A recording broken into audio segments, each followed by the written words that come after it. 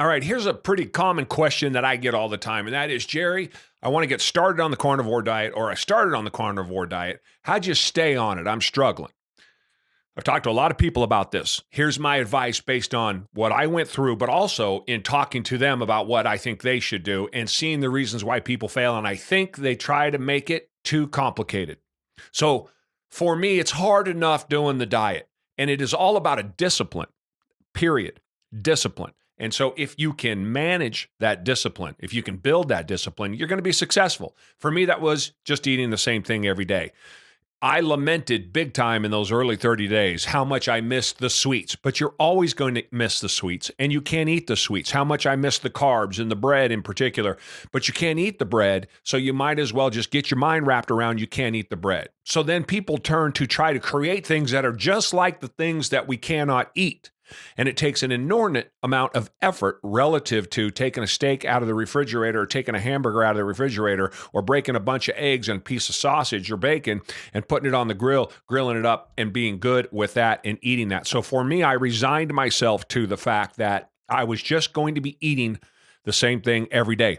My health depended on whether or not I was successful. And it is my fear of being sick, my fear of dying terribly, my fear of disease, my fear of continuing all of the agony and the pain and the things that I was going through that fueled me then to be able to discipline myself to simply put away my 8 to 10 eggs in the morning, my sausage or my bacon. Later in the day, maybe a pound of chicken, maybe a pound of ribeye, maybe 2 pounds of hamburger with cheddar cheese and bacon on it. Whatever it happens to be, simple. I knew exactly what it was. It was quick and easy to make, not a lot of fuss, not a lot of cleanup. It could be done in advance if you wanted to so that you could reheat it like I do with my eggs.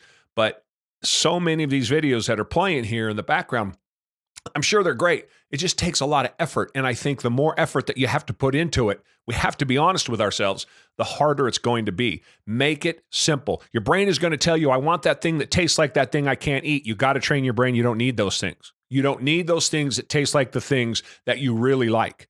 You need protein and fat, period. Get it in its most basic form. If down the road you're down your 50, 80, 100, 150, 200 pounds, and you find yourself with time and effort and the energy to put into doing these kind of things, good for you. Or maybe one off every now and then. I've experimented with it here and there, but it's nothing long term, and it's maybe a day or two tops, something I do on the weekend, and then right back to it.